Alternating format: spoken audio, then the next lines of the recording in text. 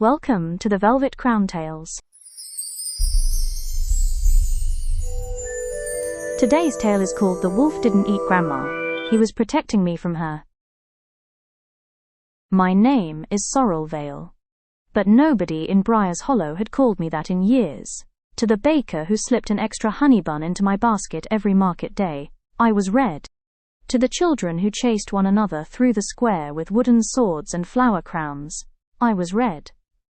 Even my grandmother Elspeth would smile and say it as though it had always been my name. Take care on the road, Red. It was the cloak. The deep crimson hood had belonged to my mother before me, and her mother before her. By the time I was old enough to remember, the name had already stuck. Not that I minded. There were worse things to be called in Briar's Hollow. The morning began like every other spring morning. Sunlight spilled over the rooftops. The scent of fresh bread drifted through the village square. Children laughed near the fountain, while merchants argued over apples and flour, as if the fate of kingdoms depended on it.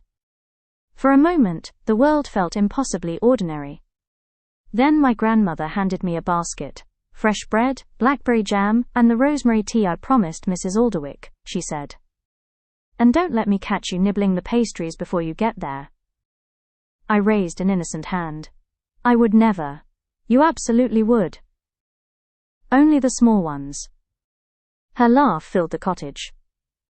For a brief moment I wished I could stay. Grandmother had raised me after my parents died. She was home. The world outside our door always seemed louder than the one inside it. She tied the basket closed and looked toward the forest beyond the village. Her smile faded slightly. Stay on the path, Red. I know. And if you see the wolf, run. The answer came automatically. The same warning. Every year, every season. Every journey to the cottage near the eastern woods. I wasn't sure anyone in Briar's Hollow had ever actually seen the wolf. That never stopped them from talking about him. Some said he was larger than a horse. Others swore his eyes glowed gold in the dark. Old Mr. Hawthorne claimed the beast could understand human speech. According to Mrs. Alderwick, it was probably a demon. According to the blacksmith, it was probably just a wolf. According to my grandmother, he is dangerous. There was something in her voice whenever she said it. Not fear. Not exactly. Something older. I adjusted my hood and stepped onto the forest path. The woods welcomed me with birdsong and sunlight. Wildflowers lined the trail. The trees swayed lazily in the breeze overhead. If monsters lived here, they had excellent taste in scenery. By midday, I had nearly reached grandmother's cottage. That was when I noticed the silence. No birds. No insects. No rustling leaves. Only stillness. The kind that makes your skin notice something before your mind does. I stopped walking. The basket felt heavier in my hands. Then I saw him, standing in the middle of the path. The wolf. Every story had been wrong. He wasn't monstrous. He wasn't snarling. He wasn't even moving. Silver fur caught the sunlight like winter frost. Golden eyes watched me carefully, patiently, waiting. My heart slammed against my ribs. Every lesson I had ever learned shouted at me to run. Instead, I stood frozen. The wolf tilted his head slightly. Curious. Almost confused. Then his ears lifted. Not toward me. Toward the cottage. A low growl rolled from his chest. Not threatening. Warning. Before I could move, he stepped past me and placed himself between me and the cottage door. I stared. What are you doing? The wolf looked back toward the house. Another growl. Lower this time. His body remained rigid. Protective. The front door of the cottage stood slightly open. That wasn't right. Grandmother never left the door open. Never. A cold knot formed in my stomach. Grandmother? No answer. The wolf moved closer to the door and blocked my path again. I frowned. Move. He didn't. Please move. Still nothing.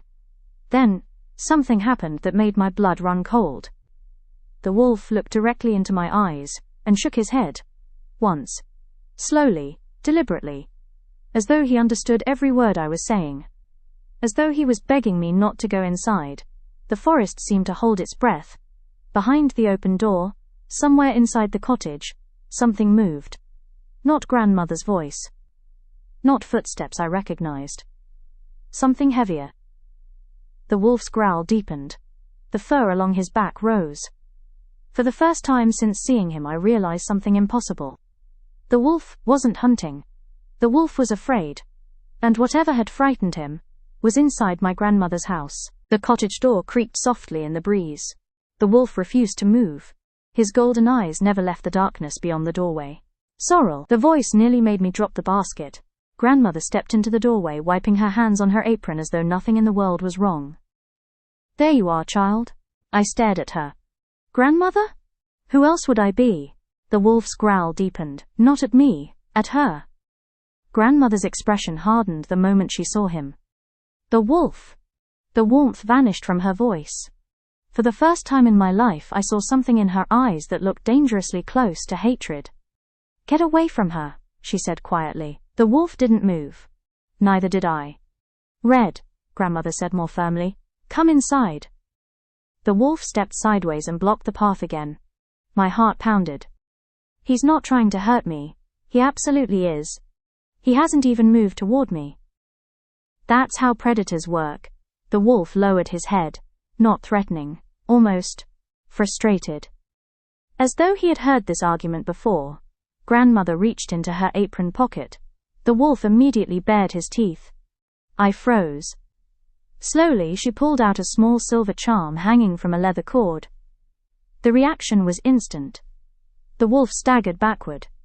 Not from fear. From pain. A sharp whine escaped him as he retreated several paces down the path. What did you do to him? I asked. Protection magic. Protection. The word felt strange. The wolf looked less like a monster, and more like an injured animal trying desperately not to come closer. Grandmother took my arm. Inside. The door shut behind us. The cottage smelled of rosemary and cedarwood. The same scent it always had. The same shelves. The same teacups. The same worn chair beside the fireplace. Everything looked normal. Almost too normal. You shouldn't walk the forest paths alone anymore, grandmother said as she prepared tea. The wolf was protecting me from this house. The teacup stopped halfway to the table. Silence filled the room. Did he now? He wouldn't let me inside. He was separating prey from safety. Then why didn't he attack me? Grandmother looked toward the window. The wolf still stood outside, watching, waiting. He cannot enter this house. Why? She didn't answer. Instead, she placed the tea before me. Drink. I stared at the cup. Why can't he enter? Another silence. He was once a man. The words stole the air from the room. What? He forgot what he was long ago. I laughed nervously. Grandmother, I'm serious. Outside, the wolf lifted his head, as though he knew exactly what was being said. He made choices, she continued quietly. Terrible choices. What choices? He chose the forest over his own people, I frowned. What does that mean? It means monsters are not born, Red. Her eyes drifted toward the window. Sometimes they are made. The room suddenly felt too small, too warm, too quiet. A loud crash echoed from outside. Grandmother was on her feet instantly. The teacup shattered on the floor. The wolf had turned away from the cottage. His ears stood rigid, focused on the trees. Then came another sound. A scream. Not an animal. Human. The wolf bolted toward the forest without hesitation. Grandmother moved to the window. For the first time all afternoon, she looked afraid. Not of the wolf. Of whatever had made him run toward danger. What was that? I whispered. Her answer came so quietly I almost missed it. Something that should have stayed asleep. The scream came again. Closer this time. Grandmother closed her eyes. The wolf wasn't protecting you from me. She looked toward the forest. He was protecting you from what follows him. Outside, the trees moved. Not with the wind. Something large was coming through the forest. And for the first time in my life, I wished the wolf had stayed. The scream echoed through the trees once more. Closer. Closer than before. Grandmother moved faster than I had ever seen her move. She crossed the room and pulled an old iron key from beneath the fireplace stones. Take this. I stared at the rusted key in her hand. What is it for? If I tell you to run, you run to the cellar and lock the door behind you. My stomach dropped. Grandmother, Red. I had never heard that tone from her before. Not fear. Command. The kind people use when they have already decided they are willing to die for someone else. Outside, the birds exploded from the trees. Something enormous crashed through the undergrowth. The wolf's growl rolled through the forest like distant thunder. Then came the sound of fighting. Not the snapping and snarling I expected. Something worse. Something heavy. Branches cracked. Trees shook. A roar unlike anything I had ever heard tore through the woods. The windows rattled. I rushed to the door. Grandmother grabbed my arm.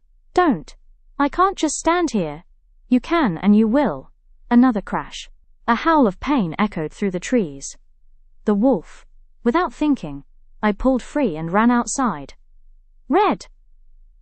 The sunlight vanished beneath the shadows of the pines. I followed the sounds of the struggle deeper into the forest until I reached a clearing. Then I stopped. The creature stood nearly twice the size of the wolf. Its body looked almost bear-like beneath dark fur matted with old scars. Antlers twisted from its skull like dead branches. Its eyes glowed pale white. Wrong. Empty. Ancient. The wolf lunged for its throat. The creature threw him aside as though he weighed nothing. He crashed against a fallen tree. A sharp cry escaped him. Blood stained the silver fur along his shoulder. Not much, but enough. The creature turned toward me. For the first time it noticed I existed. Its white eyes locked onto mine. The forest became silent. The wolf struggled to his feet and stepped between us. Protecting me. Again. The creature charged. The wolf met it head-on. Fur and claws collided beneath showers of leaves and broken branches. The beast's claws tore across the wolf's side. A flash of crimson stained the forest floor. The wolf answered with a bite to the creature's neck. The beast roared. I searched desperately for something. Anything. My hand closed around a broken branch. It was ridiculous. Useless. I ran forward anyway. Leave him alone! The branch struck the creature's shoulder. The beast slowly turned toward me. I immediately regretted every decision that had led me to this exact moment. The creature took one step toward me. Then another. The wolf limped between us once more. Golden eyes met mine. Run! I could see the command in them. I didn't move. The creature raised its claws. A burst of silver light exploded through the clearing. The world disappeared in white. When my vision returned, the wolf was gone. In his place stood a man. Tall. Broad-shouldered. Golden eyes. Dark hair tangled with leaves and blood. One hand pressed against a wound in his side. The other held a sword made entirely of silver light. I forgot how breathing worked. The creature roared. The stranger raised the blade. Get behind me, Red. My heart stopped. He knew my name. The beast charged. The man met it halfway. Steel and claw collided. The clearing erupted into chaos. The creature's claws carved through the earth where I had been standing moments earlier. The stranger drove the glowing blade through its chest. The beast let out one final roar before collapsing into the leaves. Silence returned to the forest. The man staggered. The sword vanished. Blood soaked through his shirt. I caught him before he hit the ground. Golden eyes looked up at me. For the first time, they looked tired. Not dangerous, not monstrous, just tired.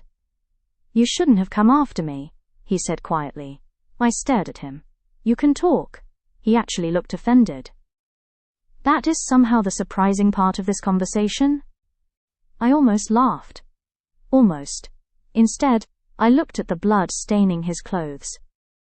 You were hurt protecting me. His expression softened. No. He glanced toward the village in the distance. I was hurt protecting everyone. The sounds of hurried footsteps echoed through the trees. Grandmother emerged from the forest path. The moment she saw him, she froze. The man slowly stood, despite his injuries. Their eyes met. Recognition flashed between them. Not strangers. Not enemies. History. Old history. Grandmother's face hardened. You should have stayed away from her, Alder. The man gave a tired smile. And leave her unprotected? For the first time in my life, my grandmother had no answer. I looked from one to the other. You know each other? Neither spoke. The forest wind stirred the trees overhead. Finally, Alder looked at me. Your grandmother and I made a promise a very long time ago. His golden eyes drifted toward the distant mountains beyond the woods. And that promise is beginning to break. The walk back to the cottage was silent. Not because there was nothing to say, because there was too much. Alder walked several paces ahead of us, one hand pressed against the wound in his side. Blood stained the sleeve of his shirt, despite his efforts to hide it. Grandmother noticed. So did I. Neither of us said anything. By the time we reached the cottage, the sun had begun to sink behind the pines. The warm gold of afternoon had turned to amber. For the first time in years, the forest felt unfamiliar. Dangerous. Alder stopped at the doorway. I'll stay outside. Grandmother crossed her arms. You're bleeding onto my path. I've bled on it before. Unfortunately, that's true. I blinked. You really do know each other. Neither answered. Grandmother sighed. Oh, get inside before you fall over and make me regret saving your life again. Alder raised an eyebrow. Again? You remember the bear incident. You stabbed the bear. It was an excellent throw. You threw a frying pan. It worked. For the first time since meeting him, Alder laughed. Not the laugh of a monster, not the laugh of a stranger, the laugh of someone who had forgotten what it felt like to laugh at all. It surprised me how human it sounded. Inside, Grandmother cleaned the wound while Alder sat at the kitchen table looking deeply offended by the entire process. You need stitches. I'll survive. That wasn't the question. I heal quickly. Grandmother narrowed her eyes. You also make terrible decisions quickly. I couldn't help it. I laughed. Both of them looked at me. What? You sound like family arguing over dinner. The room became very quiet. Alder looked away. Grandmother busied herself with the bandages. Finally, I asked the question neither wanted to answer. How long have you known each other? Grandmother tied the bandage tightly enough to make him wince. 30 years. My eyes widened. Alder looked roughly 30. Perhaps a little older. That's impossible. Magic rarely concerns itself with possibility. Grandmother sat opposite him. The fire crackled softly between them. We made an agreement, she said. What kind of agreement? Neither answered immediately. Finally, Alder spoke. I protect the forest. Grandmother nodded. And I protect the village. That sounds simple enough. It was. His golden eyes drifted toward the mountains beyond the trees.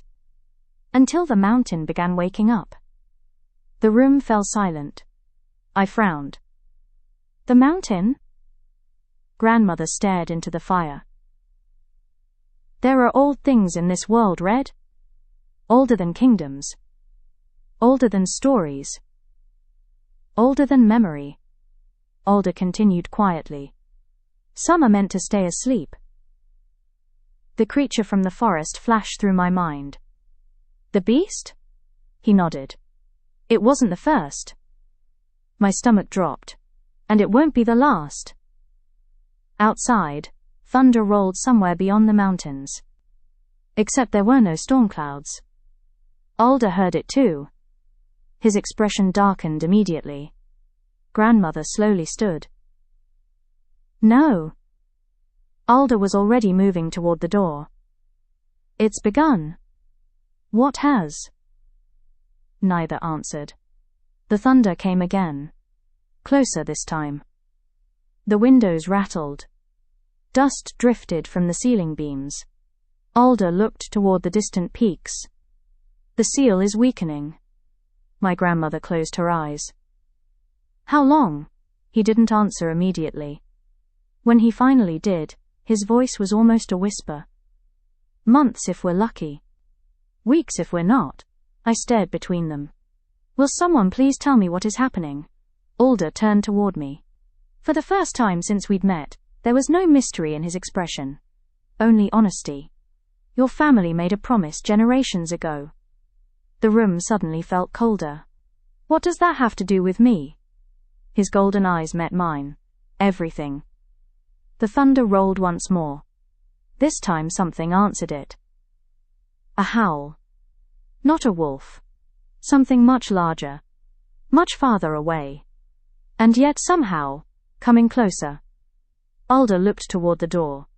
Then back to me. The mountain is waking up, Red. The fire crackled. The house groaned softly around us. And somewhere in the distance, something howled back. The howl echoed across the mountains. Then another answered it. Then another. The room fell silent. Alder was already on his feet, despite the fresh bandages wrapped around his side. How many? Grandmother asked. Too many. That answer seemed to age the room itself. The fire crackled, the walls creaked. Outside the wind had begun to rise. I looked between them. Will someone please explain what is happening? Neither spoke. Finally, Grandmother walked to the old bookshelf near the fireplace. She reached behind it and pulled free a small wooden box coated in dust. I had never seen it before. She placed it on the table between us. Inside lay a silver pendant shaped like a mountain. At its center rested a single red stone. My breath caught. It matched the color of my cloak exactly. Grandmother looked at me. Your mother was supposed to give this to you on your 18th birthday. The room felt suddenly smaller. My mother? Grandmother nodded. She never got the chance. Alder lowered his eyes. I noticed the pain that crossed his face. Not physical pain. Something older. Regret. Grandmother pushed the pendant toward me. The women of our family have guarded this valley for nearly 600 years. I laughed nervously.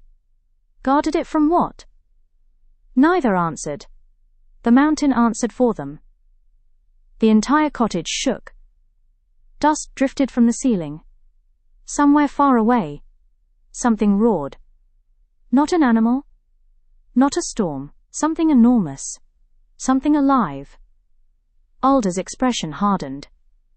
That. The room went quiet. Grandmother sat slowly. There is something beneath Mount Carwin.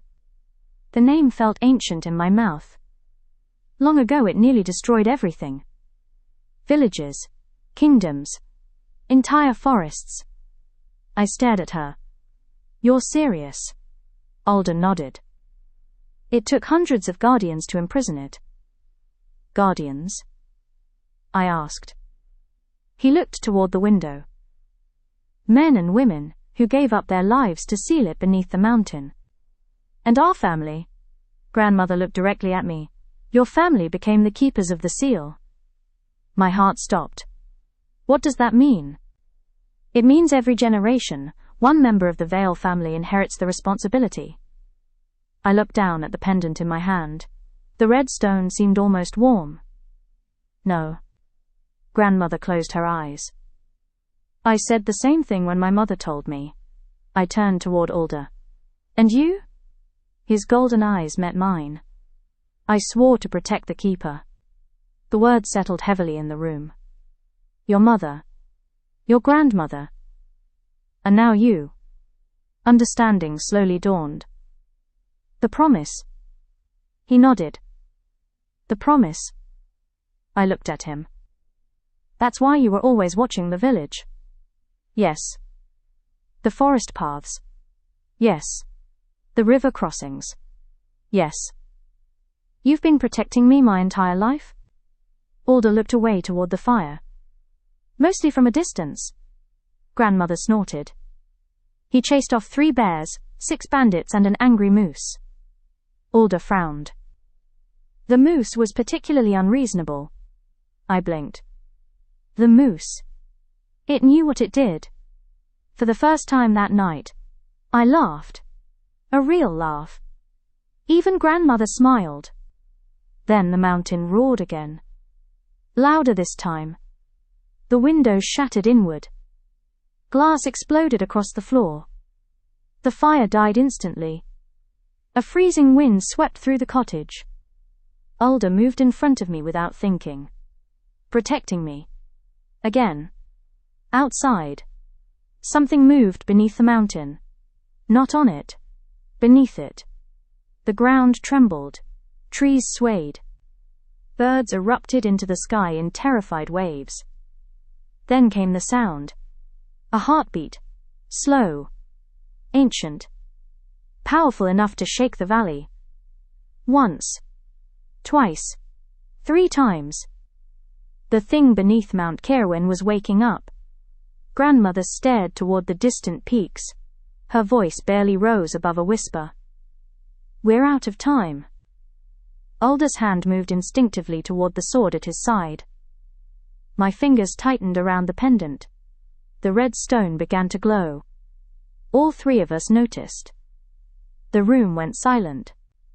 Alda looked at the pendant, then at me. His expression changed. Fear. For the first time since meeting him, I saw fear in his eyes. It shouldn't be reacting yet. Grandmother slowly stood. No. The stone glowed brighter. Warmer. Almost alive. Then a voice whispered inside my mind. 1 sentence. 4 words. Words that were never meant to be heard. The door is opening. The pendant went dark. The room remained silent. No one moved. No one breathed. Finally Alda spoke. It spoke to you? It wasn't a question. I looked down at the red stone resting in my palm. It said the door was opening. Grandmother closed her eyes. For a moment, she looked older than I had ever seen her. Then it has begun. Outside, thunder rolled once more beneath the mountain. Not above it, beneath it. The difference terrified me. Alda crossed to the shattered window. The distant peak of Mount Kirwin glowed faintly red beneath the night sky. Tiny lines of crimson light crawled across the mountainside like cracks in glass. The seal was breaking. We leave before sunrise. I looked up. We? Alda turned toward me. If the mountain wakes completely, this valley dies. The villages. The forests. Everything. Grandmother nodded quietly. He's right. I stared at both of them.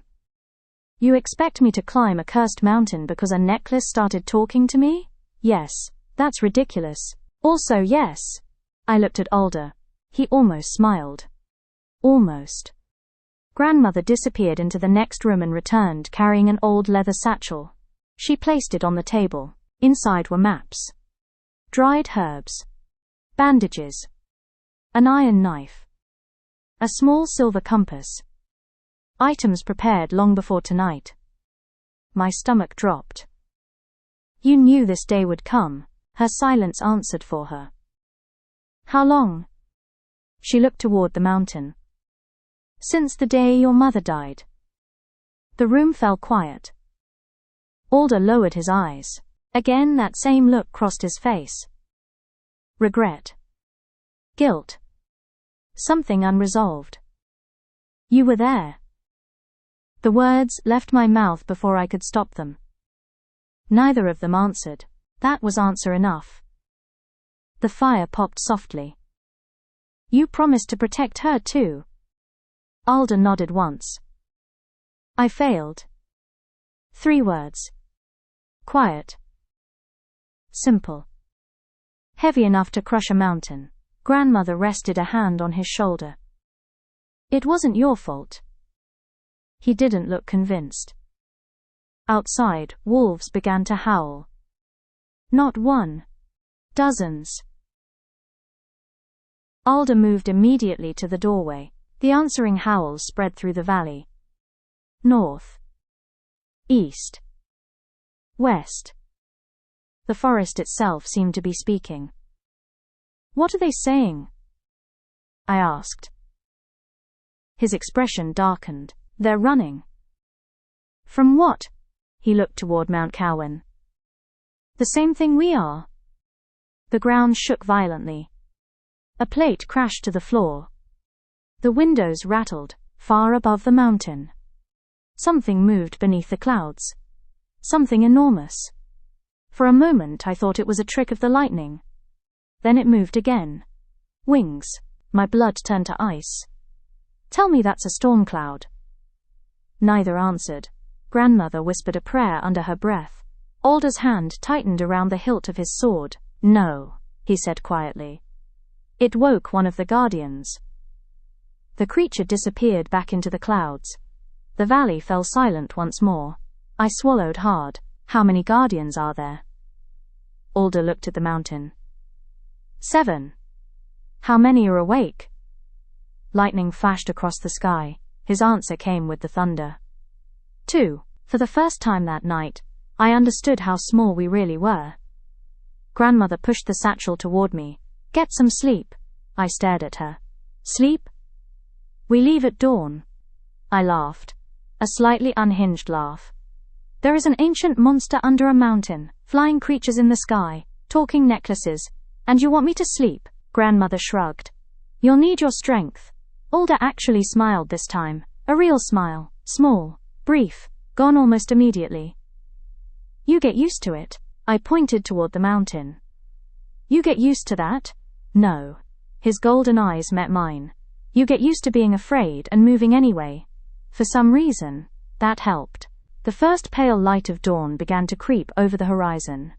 The journey to Mount Kerwin was about to begin, and somewhere high above the clouds something with wings was already watching us. The sun had barely risen when they left Briar's Hollow behind.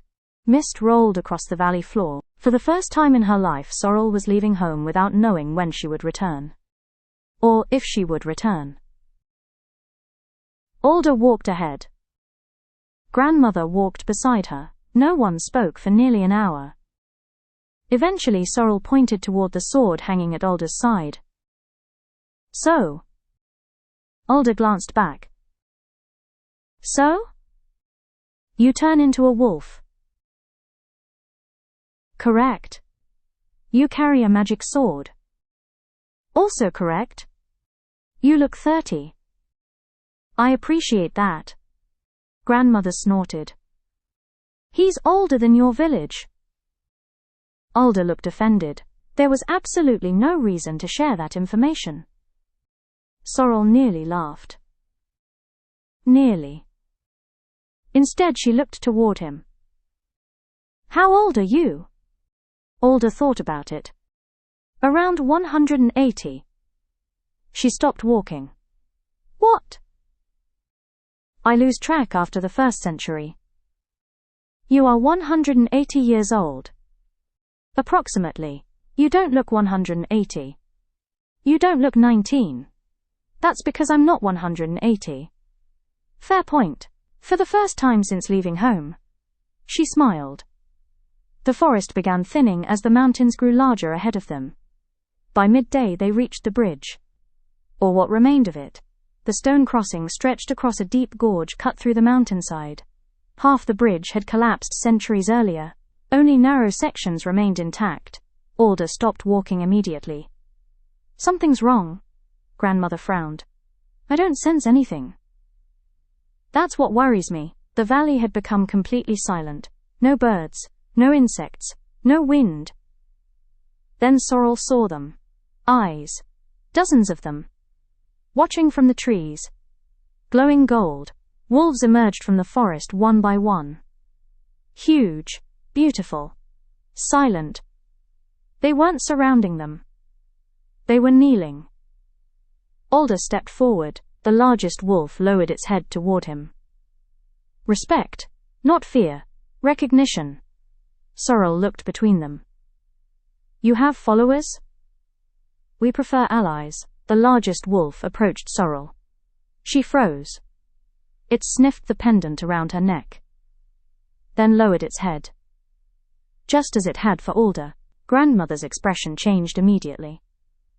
That's never happened before. What does it mean? Sorrel asked. Alder looked toward the mountains. It means they recognize the keeper.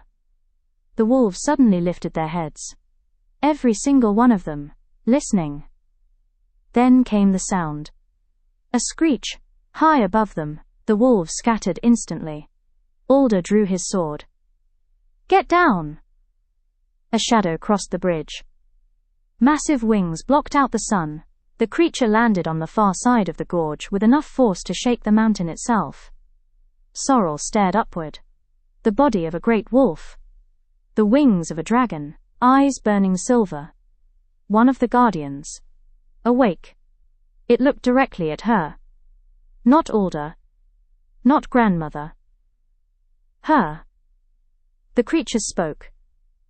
Not aloud. Inside her mind, the same voice from the pendant. The keeper has returned. The guardian spread its wings. The bridge began to crumble beneath their feet. Alder stepped in front of Sorrel. The creature ignored him completely. Its silver eyes remained locked on hers. Then it asked a question that changed everything.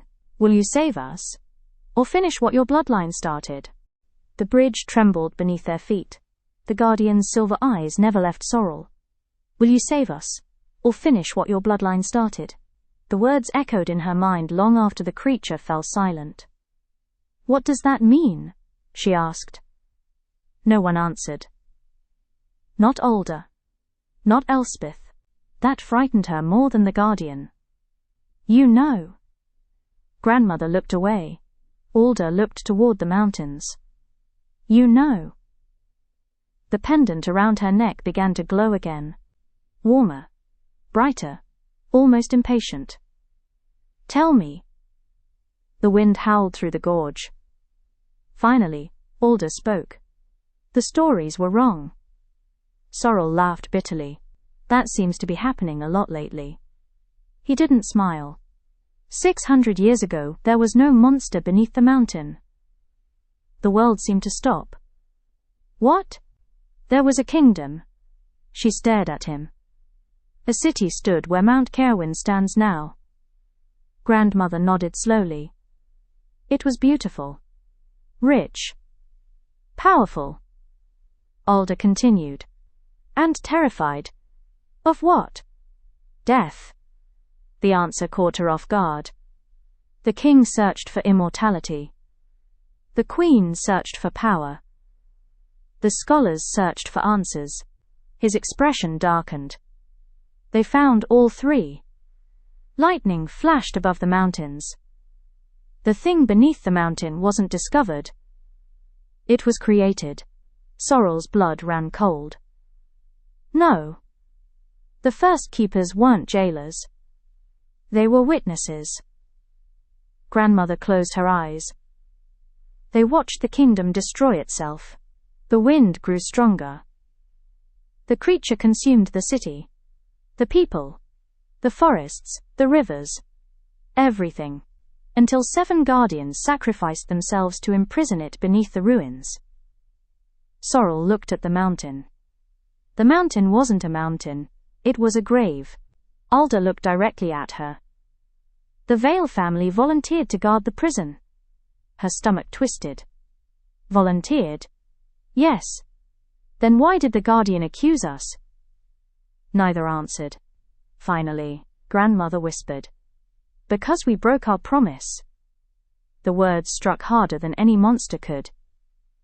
When your mother died. Alder closed his eyes. Grandmother continued. The seal weakened. Why? The old woman looked at her. Because the keeper is never supposed to die before choosing the next one. The realization hit her all at once. My mother was the keeper. Yes. And I was supposed to inherit it. Yes. Then why didn't anyone tell me? Silence. Because there was only one answer. They had hidden it from her. Her entire life. You lied to me. No, grandmother whispered. We tried to give you a normal life. Sorrel laughed once. A sharp, painful sound. A normal life? She pointed toward the mountain. There is an ancient god monster sleeping under a kingdom of dead people, and my body apparently came with responsibilities attached. The wolves behind them slowly backed away. The guardian lowered its head. Not in aggression, in sorrow. The creature spoke once more. The blood remembers. The pendant blazed with red light. Suddenly Sorrel wasn't standing on the bridge anymore. She was standing in a city. Beautiful towers.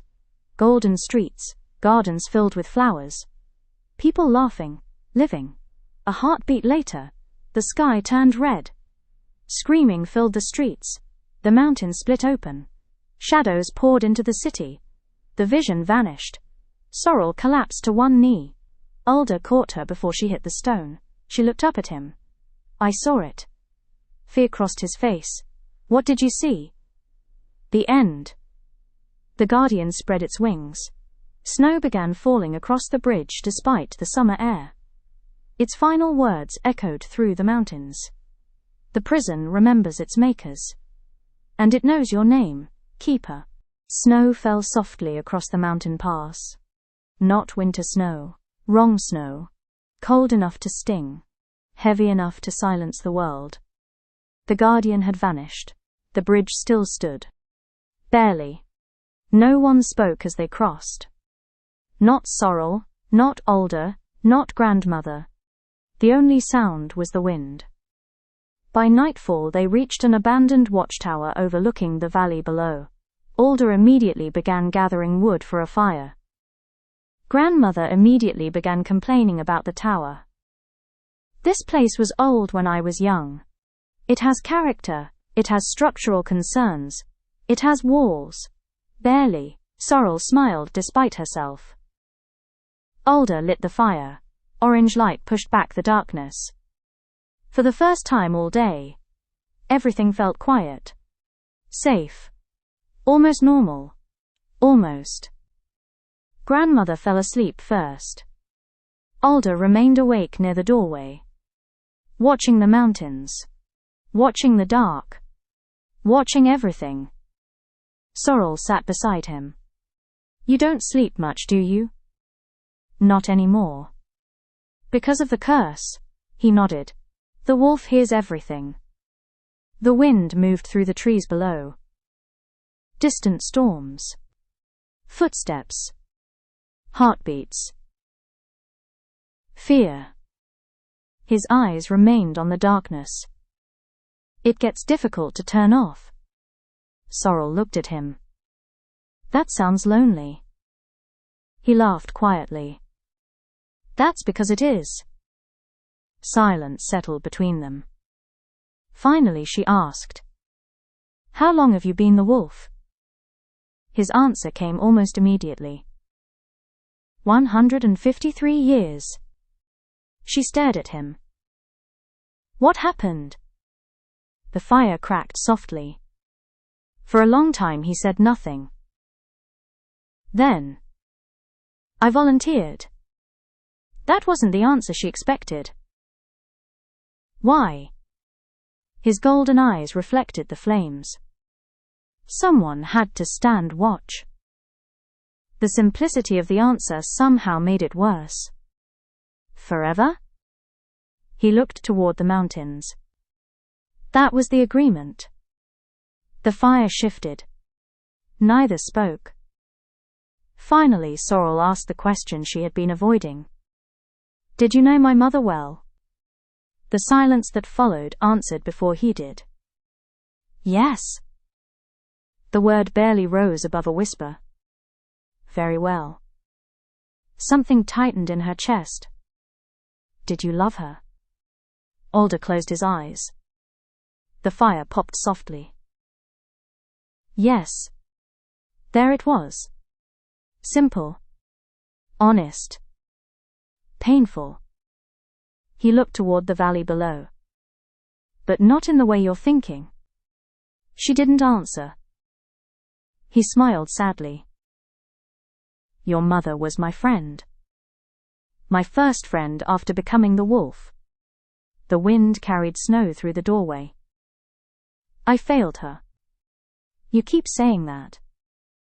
Because it's true. No. He looked at her. She met his gaze. You stayed. The words surprised both of them. My grandmother stayed. The Guardians stayed. You stayed.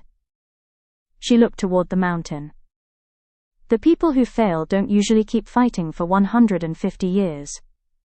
For a moment, he looked genuinely surprised. As if no one had ever said that to him before. A howl echoed through the mountains. Not a wolf. Something larger. Closer. Alder was on his feet instantly. Sword in hand. The fire went out. Not faded. Out. As though something had stolen the light itself. The tower became silent. Then came footsteps, slow. Heavy. Circling outside. One step. Then another. Something enormous moved beyond the walls. Sorrel heard Alder inhale sharply. Fear. Real fear. What is it? His answer came quietly. One of the 7. The footsteps stopped. Directly outside the tower door. A shadow passed across the entrance. The entire structure groaned. Then came a voice. Deep. Ancient. Powerful enough to shake stone. Not spoken aloud, spoken directly into their minds. Spoken's Little Red Riding Hood. Asterisk, asterisk. The voice laughed. The wolf has brought you to my doorstep after all. The footsteps stopped. The tower held its breath. Outside, snow drifted across the doorway. The creature stood beyond the threshold. Huge. Silent. Waiting. Then it stepped into the moonlight. Sorrel expected claws.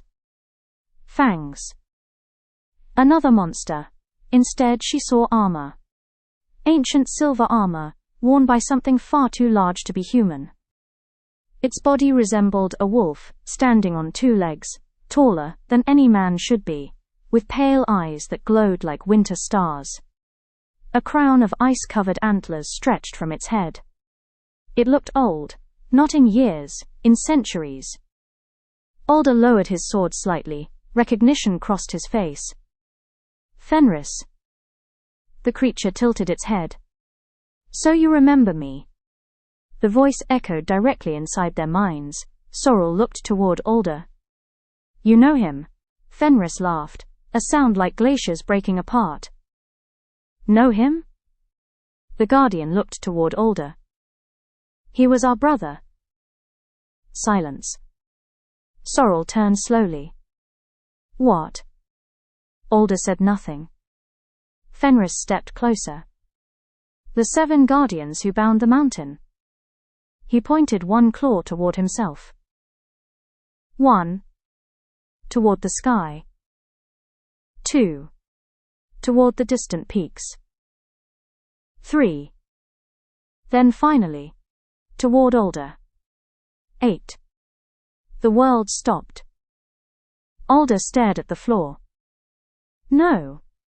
Fenris ignored him. He was the youngest among us. The fastest. The bravest. The most foolish. Alder closed his eyes. We agreed never to speak of this. You agreed. The Guardian looked toward Sorrel. We voted to sacrifice ourselves. But your wolf voted differently. Sorrel's heart pounded. Alder? His voice barely rose above a whisper. I couldn't let them die. The room was silent. Fenris spoke softly. He offered himself instead. Sorrel stared at him. The curse. Alder nodded once. The mountain needed guardians. The prison needed eyes. So I stayed. 150 years. Watching. Waiting. Alone. The pieces suddenly fit together. The village. The forest. The promise. The wolf. He wasn't protecting the keeper because he had to. He was protecting them because after losing 7 friends, he refused to lose another. Fenris looked towards Sorrel. He loved your mother as family. He loves your grandmother as family. The great guardian looked toward Alder. And now he fears loving you for exactly the same reason. Alder stood abruptly. Enough. The tower shook. Outside, the storm grew louder. Fenris lowered his head. The mountain awakens. One guardian sleeps beneath the ice. One beneath the sea. One beneath the roots of the world. His eyes settled on Sorrel. And one waits for the keeper. The pendant around Sorrel's neck glowed. A path of red light appeared on the stone floor. Leading north. Toward the mountain. Toward something waiting in the dark. Fenris stepped aside from the doorway. You seek the prison. His eyes met Sorrel's. The prison seeks you as well. The guardian turned toward Alder. Brother. Alder looked up. Fenris smiled. A sad smile. The kind soldiers share before battles they don't expect to survive. It is good to see you again. Then the guardian stepped into the storm. Moments later, massive wings carried him into the night sky. The silence that followed felt enormous. Sorrel looked at Alder. You were one of them. He stared into the dying fire. No. His golden eyes lifted to meet hers. I was the one left behind. The pendant pulsed once. The mountain answered. And somewhere, deep beneath the earth, something began climbing toward the surface. The path led downward. Not upward. That was the first thing Sorrel noticed. Mount Carwin did not rise toward the sky. It descended into the earth. The entrance waited beneath the mountain itself. A city gate larger than any castle wall stood carved directly into the stone, half buried, half forgotten. The doors had once been gold, now they were blackened with age. And claw marks, thousands of them. Sorrel reached out to touch the metal. The pendant around her neck burned hot. The gates began to open. Slowly, stone grinding against stone echoed through the valley. Darkness waited beyond. Not empty darkness, occupied darkness. Alder stepped beside her. Stay close. She glanced at him. You know, you keep saying that. And you keep ignoring it. That's because your plans usually involve me not doing anything dangerous. They're excellent plans. They're terrible plans. For the first time in days. He smiled. Just a little. The city stretched beneath the mountain for miles. Crystal lamps still glowed softly along the streets. Fountains stood frozen in time. Markets remained exactly as they had been 600 years earlier. A toy rested in the middle of a road, waiting for the child who would never return. The silence hurt. Grandmother whispered softly. By the stars. Alder removed his sword, not for battle, for respect. Sorrel understood immediately. This wasn't a ruin, it was a tomb. They walked deeper into the city. Murals lined the walls. 7 figures stood together in every carving. 7 guardians. And beside them, an 8th figure. Her heart stopped. Alder. Not older. Not younger. Exactly the same. She turned toward him. You really were here. He nodded once. The answer seemed too small for something so enormous. A child's laughter echoed through the streets. Sorrel spun around. No one was there.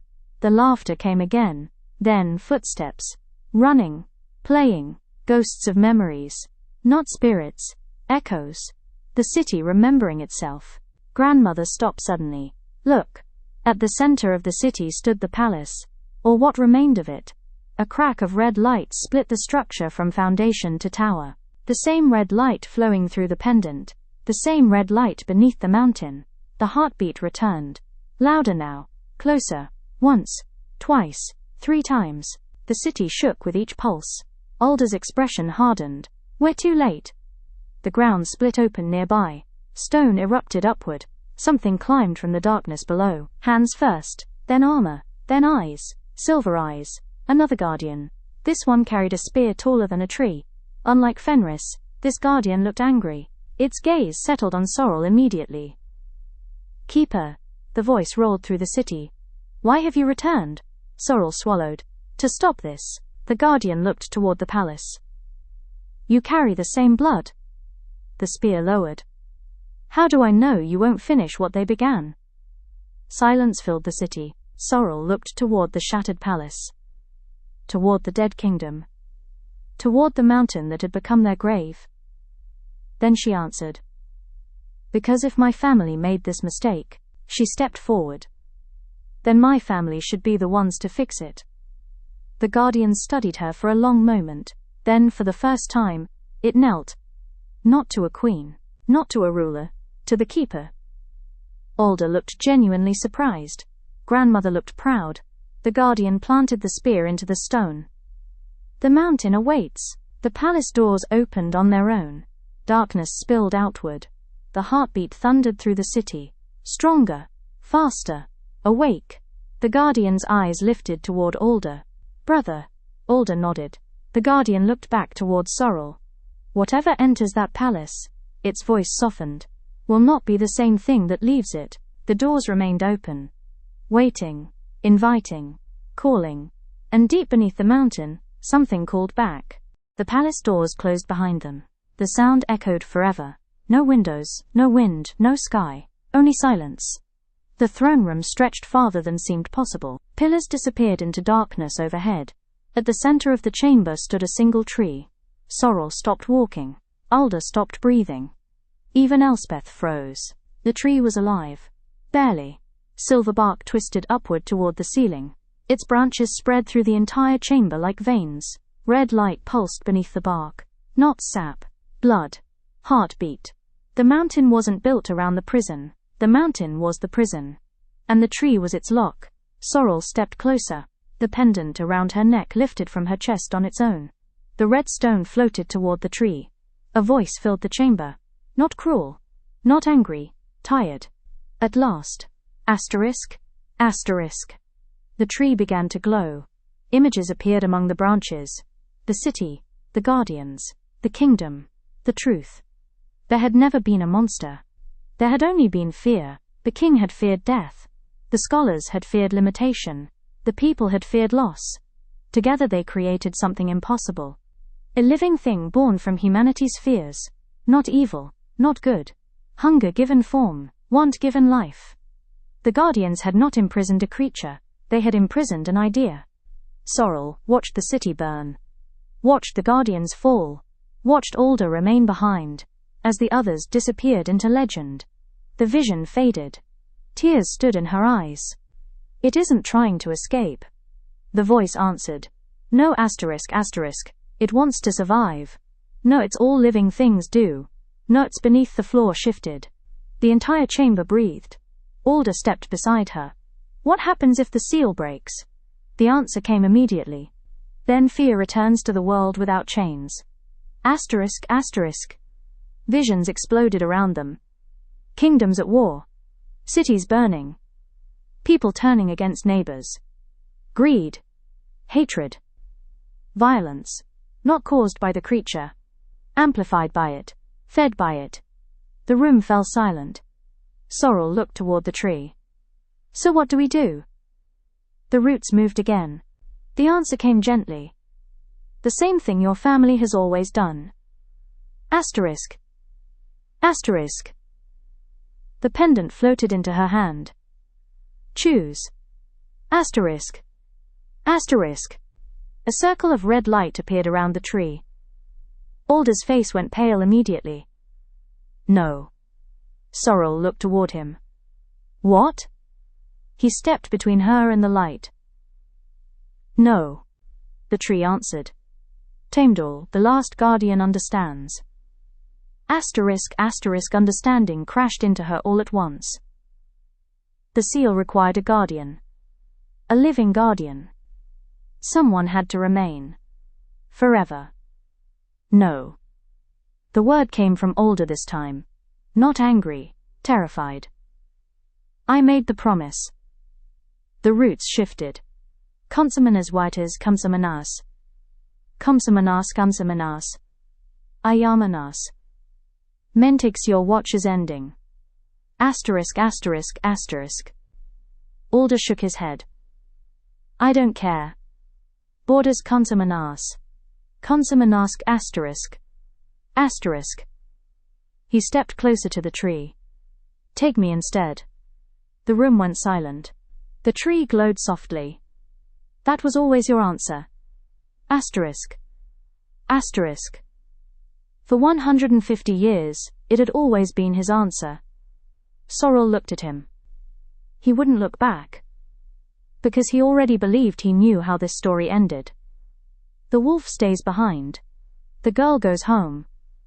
The guardian keeps watching. Forever. The fairy tale ending. The expected ending. Sorrel stepped forward. No. Alder turned. What? You don't get to decide for me. The room became very quiet. You protected my grandmother. My mother. Me. She stepped beside him. But this is my promise. The pendant blazed with light. The roots of the tree wrapped gently around the chamber. The mountain trembled. Somewhere far below, something ancient began to wake. The final choice had arrived. And for the first time in a century and a half, Alder looked helpless. The mountain woke. Not with an explosion. Not with a roar. With a breath. The entire chamber inhaled. The roots of the great tree trembled. Dust fell from the ceiling. Far below the palace, something ancient opened its eyes. The heartbeat stopped.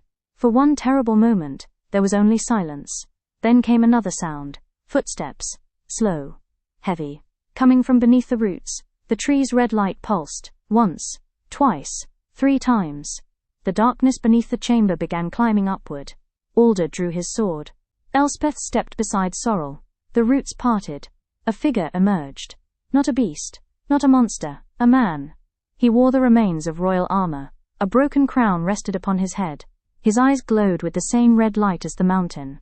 The king. Or what remained of him. Sorrel expected hatred. Rage. Violence. Instead she saw exhaustion.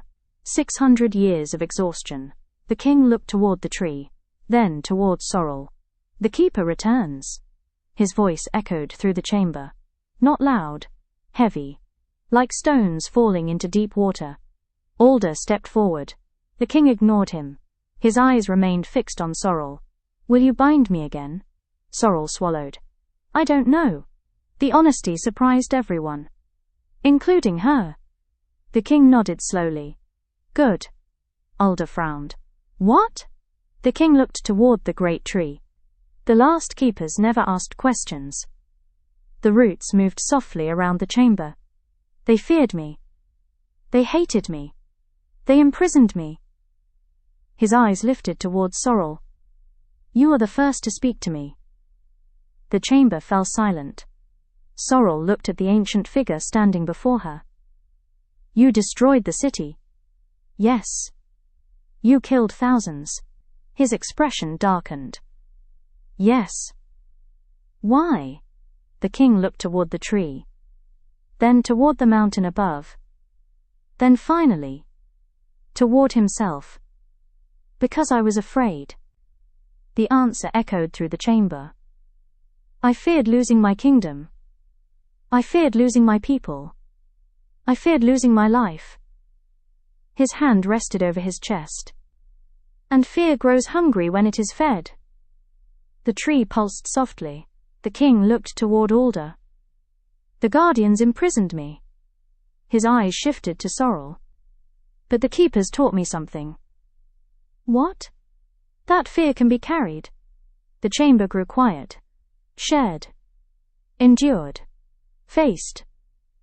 He looked toward the roots surrounding the room. Not destroyed. Understanding slowly crossed Sorrel's face. The seal wasn't a prison. It was a burden shared between generations. The king looked toward the tree. There is another way. Alder immediately stepped forward. No, the king ignored him. The first seal demanded one guardian. The roots shifted. But the world changed. The tree glowed brighter. Now the burden may be shared. Sorrel looked up. What does that mean? The king smiled sadly. It means no one stays behind. The room fell silent. Alda stared at him. That's impossible. The king looked toward the last guardian. So was a wolf who refused to die. For the first time, Alda had no answer. The roots climbed gently around Sorrel's hands. Warm. Not painful. The mountain shook. The city groaned around them. The king looked toward the ceiling. We are running out of time. His eyes settled on Sorrel. The question is no longer whether you will sacrifice someone. The chamber darkened. The roots tightened. The mountain roared. His voice became a whisper. The question is whether you can forgive someone. Silence. Alda looked toward the king. Toward the city. Toward the mountain. Toward 150 years of pain. Sorrel looked at the man who had become a monster because he had been afraid to lose everything. And for the first time, she understood the real enemy had never been the king. Never the mountain, never the creature beneath it. The enemy had always been fear itself. The tree burst into light. The final choice had arrived. The tree erupted with light.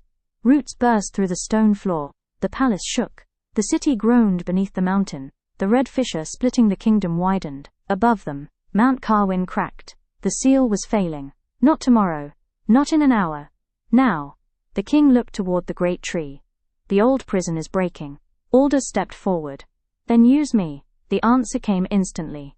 No, Sorrel. Alda turned toward her. You don't understand. No, she stepped closer. You don't understand. The room fell silent. For 150 years you've believed this story ends with you staying behind. The roots moved around them. The tree listened. The mountain listened. So did I. She looked at the great silver tree. Until I realized something. The pendant lifted into the air. The roots glowed. The seal was built from fear. The king nodded slowly. Yes. Fear of death. Fear of loss. Fear of letting go. The chamber trembled. Sorrel looked toward Alda. Then maybe the answer isn't another sacrifice. The tree pulsed. Brighter. Warmer. Understanding spread across the chamber. Not sacrifice. Acceptance. The king slowly approached the tree. For 600 years he had been feared, hated, imprisoned. Now he looked tired. Just tired. I don't want to be afraid anymore. The words echoed through the city. The roots wrapped gently around his hands. The mountain shook violently. The palace began collapsing around them. Stone crashed from the ceiling. Alda moved instinctively towards Sorrel. Protecting her. Again, she grabbed his hand. No more protecting me from this. For the first time, he listened. Together they stepped toward the tree. The king placed his hand against the silver bark. Sorrel placed hers beside his. The pendant shattered into light. Not broken. Released. The roots changed color. Red became gold. The city shook. The heartbeats stopped. Then slowly, began again. Steady, calm, alive. The mountain exhaled. The cracks running through the city began to close. The red light faded from the roots. The king looked towards Sorrel. Tears stood in his eyes. Thank you. The light surrounding him grew brighter. His armor vanished. The crown disappeared. For the first time in 600 years, he looked like a man. Just a man. Then he was gone. The silence that followed felt enormous. The great tree stood quietly in the center of the chamber. Silver bark. Golden roots. Peace. Alda looked toward the tree. It's over. The words sounded foreign coming from him. As though he had forgotten such a thing was possible. The roots moved one final time. A soft golden light surrounded him. The wolf mark on his hand began to fade. Alda stared at it. No. The mark disappeared completely. The sword fell from his fingers. The mountain had released him. 153 years. Finished. He looked toward Sorrel. For the first time since she had met him, there was no duty in his eyes. No promise, no burden, only choice. The mountain rumbled one final time. Not in anger. Relief. Somewhere high above them, wolves howled. Not mourning. Celebration. The last guardian was finally free. And for the first time in longer than kingdoms had stood, the woods no longer needed watching. They only needed living in. Spring arrived early that year. The snow melted from the mountains weeks before it should have. The rivers flowed again. Birdsong returned to the forests around Briar's Hollow. The valley felt lighter, as if the land itself had finally exhaled. The journey home was quiet. Not awkward. Not sad. Just quiet. The kind of quiet shared by people who had survived something together. Grandmother walked ahead along the forest path. Purposely ahead. Very purposely ahead. Sorrel noticed. Alder noticed. Neither commented. After nearly an hour, Sorrel finally spoke. So. Alder glanced sideways. So.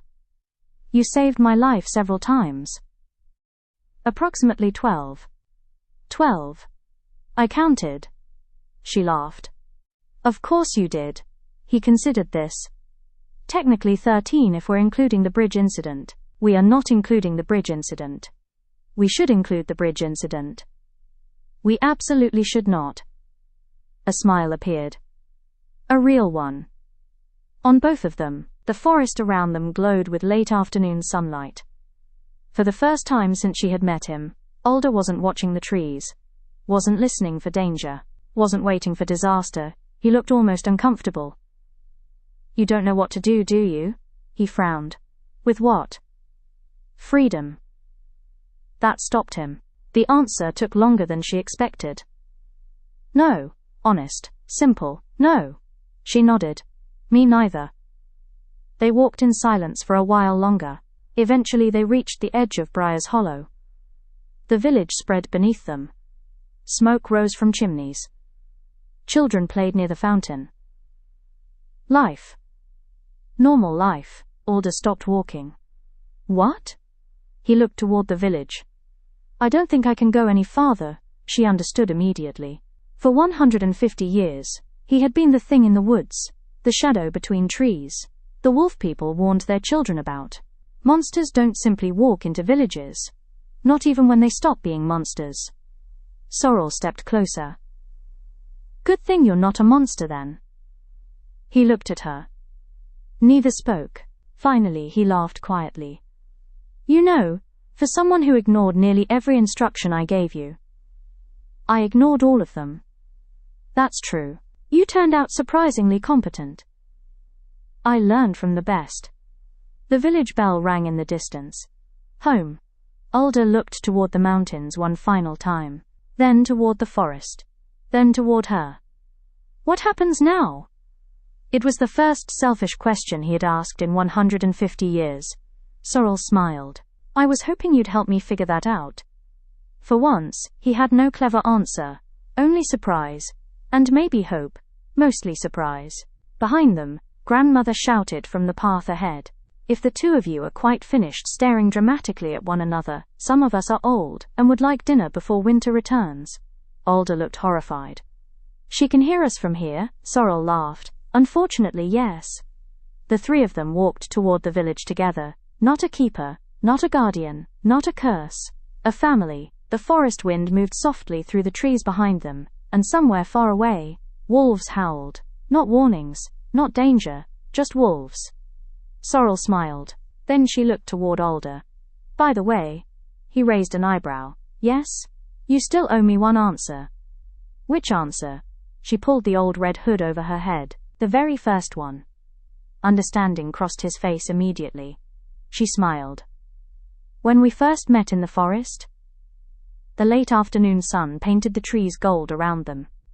She looked up at him. Why exactly were you protecting me from Grandmother? Alder laughed. A real laugh. The kind that belongs to people with futures, because she throws frying pans with frightening accuracy. Grandmother yelled from farther down the path. I heard that. Sorrel laughed. Alder laughed.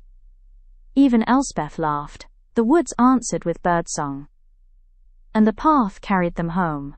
Some paths lead through the woods. others lead home.